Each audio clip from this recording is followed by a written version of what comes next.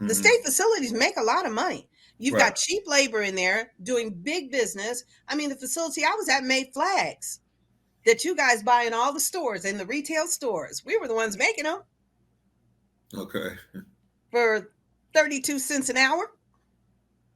What were you And paying? $200-300 for that flag in right, the right, store? right, right. You got challenges that you're going to run across.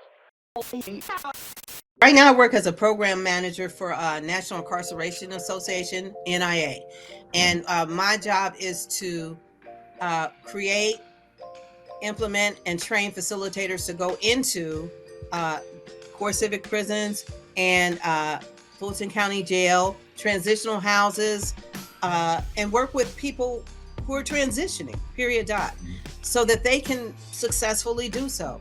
Whether you have mental health challenges, recovery challenges, challenges of being released from prison, domestic violence challenges, these are the people I work with every single day. Why? Because these are the people I lived with every single day for 27 years.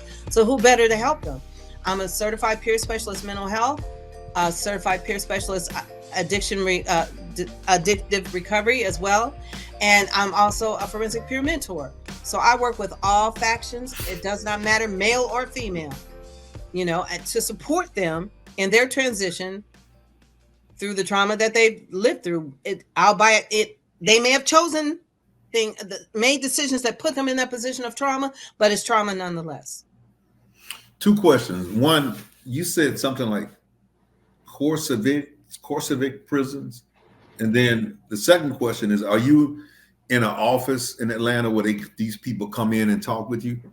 What is core No, civic I'm in prison? the field. I'm in the field. I'm Okay. in the office certain days of the week, but I'm in the field. I get phone calls from the office telling me this person needs a phone call or this person needs this or that. And it's my job to make sure that they get those resources connected to them. If they need housing, I get them in housing. I do whatever I have to do. And I have a Mhm. crew that works with me that does the same thing. I also go into Grady Behavioral. I'm not going to name the other facility that I go Right. in, but I go there as well.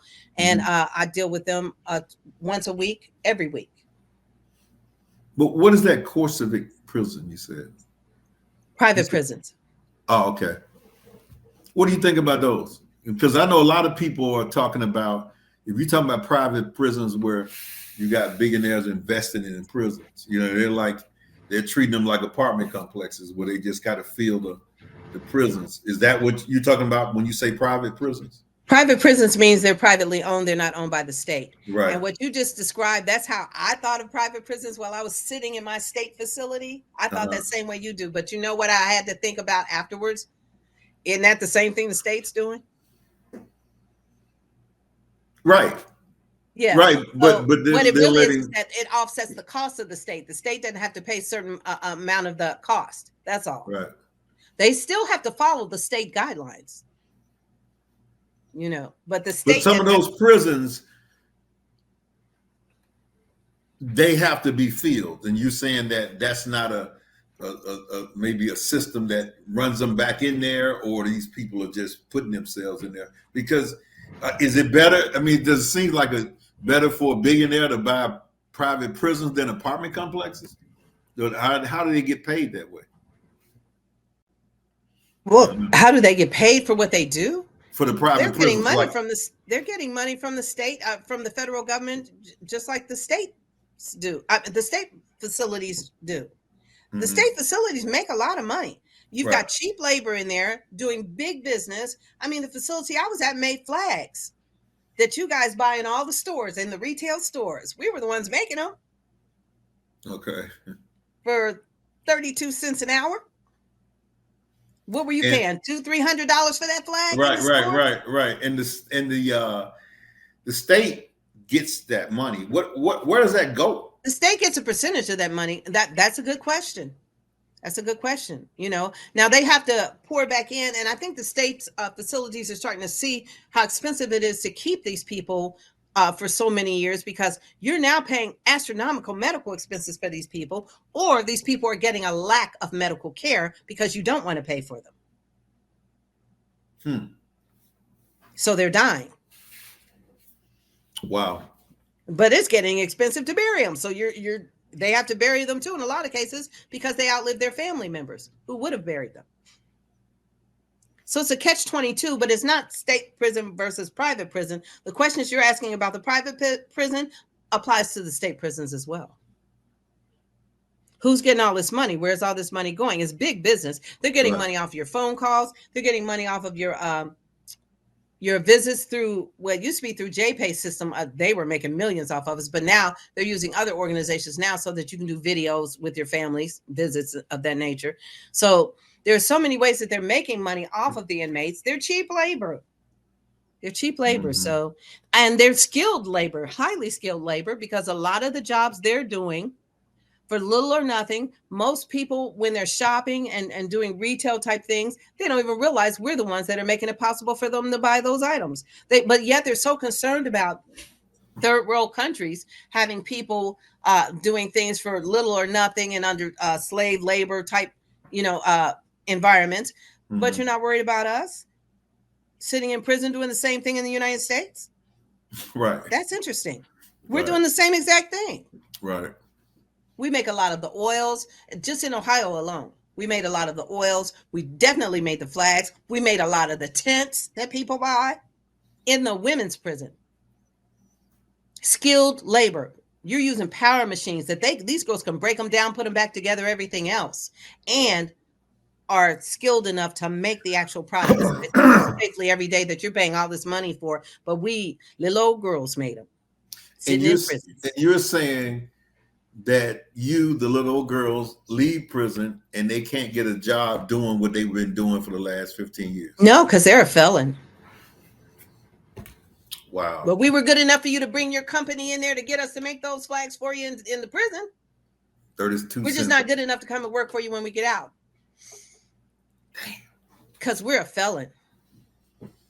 That is. Makes no sense. And the same thing goes for the men. It happens to the men every day too. We come out as skilled labor, barbers, hairstylists, dog handlers. We can do all these things where we're skilled, where we've been doing the same job for many, many years. That's skilled labor all day long. Then we get out with this skill set and can't use it because we have a felony. We have a record. Oh, you'll hire us for 90 days. We'll even tell you truthfully that we are a felon. But then when it comes back through your HR department, you say, oh, we can't keep you. You have to go. We have to let you go because you're a felon. We told you that when you hired us. Right. We were good for 90 days, though. And then you wonder why you have such a high recidivism rate. Because what should be offered to them as a returning citizen is not. Am I a returning citizen? If I'm a returning citizen, then my rights are restored and I can function in my life, even if I'm on parole or probation. Okay, you should then allow me to be just that. I can't blame the prison for this now. Right. I have to blame this company who's discriminating against me. So there's been no people trying to pass laws to change that about the felony thing, or nobody's trying to stand up and say, hey, these people are qualified, man. They've been doing this 15 years. You should be able to hire them. There are a lot of people trying to fight for that. So the way they tried to handle it to pacify everyone is to say, well, take that part off of the job application where you can't ask them, have they committed a felony in the past 5 years or anything like that. But listen to what I just said, Tony. So HR, 90 days after you work for them, comes back to you and says, oh, I have to let you go. We found out you're a felony. The background check determined that you have a felony. Yeah. So it's the same thing. You just found a different way to do it. That's all. Yeah. You just found a different way to do it. The question is, and there have been some employers who have said some of their best employees are the ones who were incarcerated for a long period of time because they come out ready to do it. Right. They know what it's like not to have it. They don't ever want to be like that again. Right. But yet they lose simply because of that record that they have. But it was good enough for them to do the work while they were sitting in prison. You've got mechanics, you've got carpenters, you've got male and female who are skilled. They keep the prisons running with their skills. So the people who can't create their own business or get a job or something when they come out, they wind up going right back then. Is that the case? Because what are they doing? What really gets them going back is the fact that first and foremost, you can't come out the door starting your own business. Right. The first thing you have to do coming out the door is get a roof over your head, get your medical benefits in place, get an ID, and find a mode of transportation or the ability to afford transportation.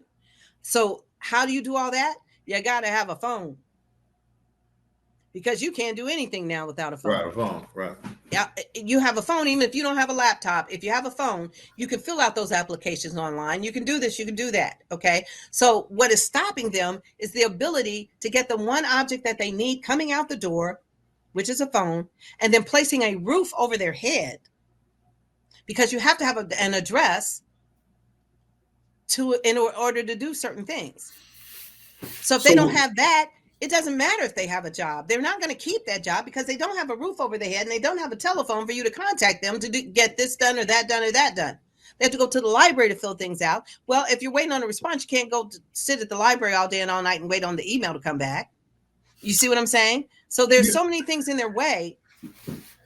They're not being given the right a chance. I was in the parking lot 2 days ago trying to get my bearings on my GPS. I pulled over like in a Walmart parking lot. And this guy had a tent up. And he walked over to my car. And he said, "Do you have Medicaid or Medicare?" I said, "No, I don't have that." He said, he asked another thing about your income or whatever. He said, "Because if you do, I'm at this booth over here. You get a free laptop and you get a free iPad." So if they giving them away like that, they should be giving them away with people walking out of prison.